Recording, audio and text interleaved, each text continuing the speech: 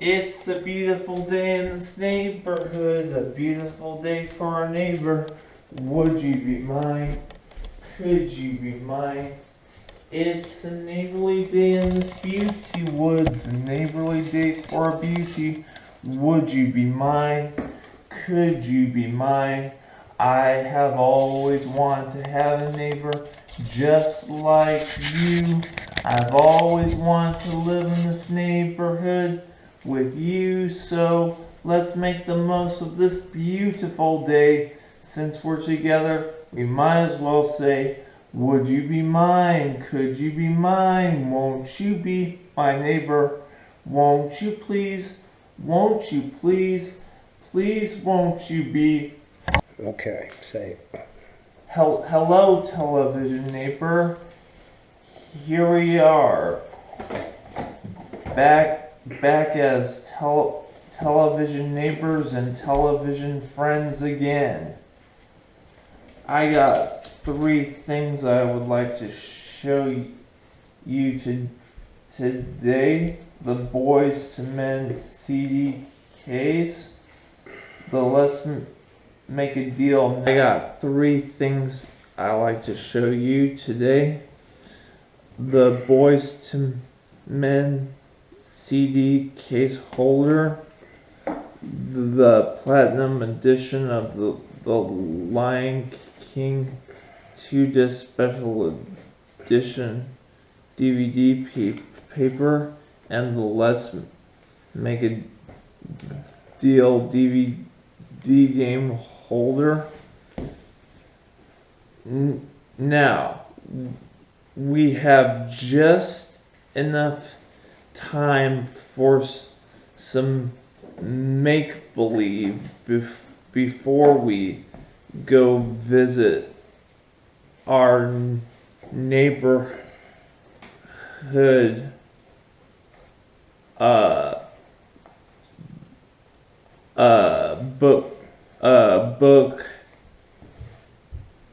book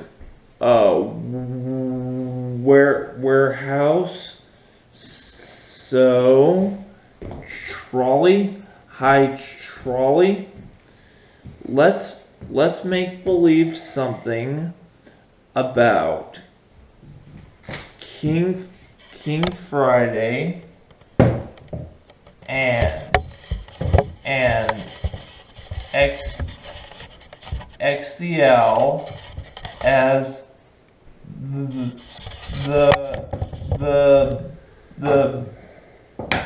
bookcase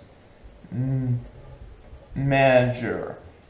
Maybe thinking about Daniel Tiger's feelings, and they could be helping some of their neighbors with their book selling secrets with Seth Green's wishes. Alright, trolley, neighborhood of make-believe.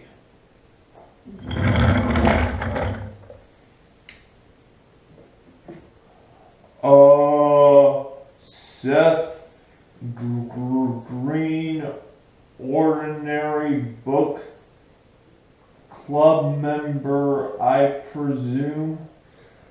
Yes, Your Highness, and by ordinary, we're referring to the name of the book club because we deal in ordinary books. I, Seth Green, am far from ordinary.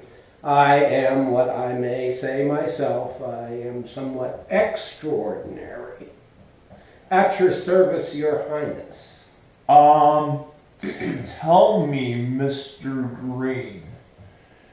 I hear in about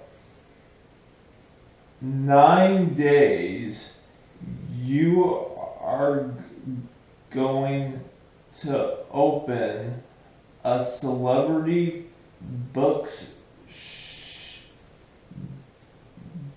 bookshop at the the school of someplace else in the neighborhood of make-believe. Is that true? Your Highness, you are extraordinarily well informed. Yes, you are absolutely right. I think, Mr. Green, you are extraordinary in every way. Well, thank you, X. I like to think of myself as extraordinary as well. I think you're kind of extraordinary too, you know? And I think you're nifty-lifty, just like Daniel. Well, thank you very much. That's one of the nicest things that's ever been said about me. All right, well, we gotta go. Bye, Charlie. Well, I wonder what's gonna happen to that bookshop at the school of someplace else. Well, we'll have to pretend some more of that for another day. But right now, I would like to take you to visit a friend of mine who knows more about books than anyone I have ever known. So let's go visit our neighborhood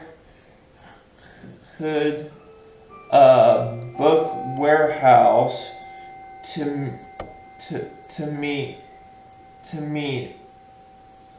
my friend J.R.R. Tolkien, author of the Lord of the Rings trilogy and The Hobbit. So come along with me and we can meet the world famous J.R.R. Tolkien. Why, if it isn't Mr. J.R.R. Tolkien?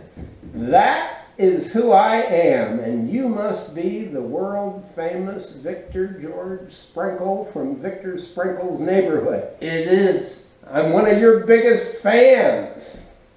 I would like to introduce you to my television friend, Mr. J.R.R. Tolkien. Well, hello, television friend. Nice to meet you. Now, tell me, Mr. Tolkien.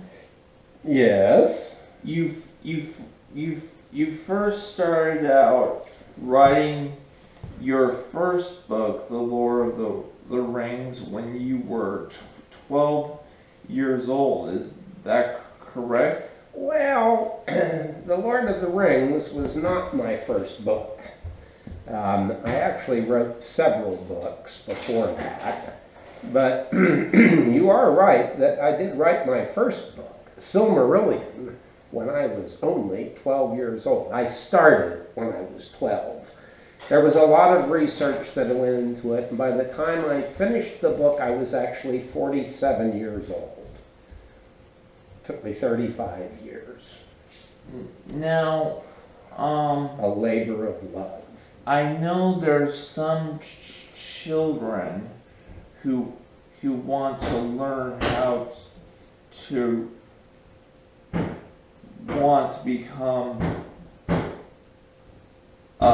better authors, and I'm just wondering how early it is for them to start practicing so that they could become better authors themselves. It's never too early. As soon as you start using your imagination, because that's the most important part of writing a novel, once you start to use your imagination, even before you're able to write, if you tuck it away in your memory bank so that you can draw it back out later and then write it down, That's perfect. So I'd say your young future authors of the world, they could start their writing process when they're about 2 or 3 years old. Well, J.R.R. Tolkien. Yes, Victor George Sprinkle.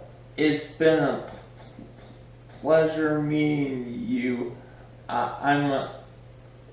Like I said before, I'm a huge fan of your work, and I've been waiting to visit you my whole life, and I think my young television neighbors are pleased to meet you too. So it's just been an honor. The pleasure and honor is mine. I hope to see you again soon. Actually, our next television visit is actually tomorrow. Really? I happen to be free. Maybe we can meet again tomorrow. Yes. And I can show you some of my first editions. That'll be wonderful. Okay. Well, I better get back to my place. Yes, your producer was holding up a card that said 2 minutes. You better get going. I'll see you later. Isn't he wonderful? It gives me such a wishful feeling to be able to believe in yourselves and in myself, and it's also a wishful feeling to be able to think and use your imagination to become better adults like you and me, of course. It's such a good feeling to know you're alive. It's such a happy feeling. You're growing inside, and when you wake up ready to say, I think I'll make a snappy new day.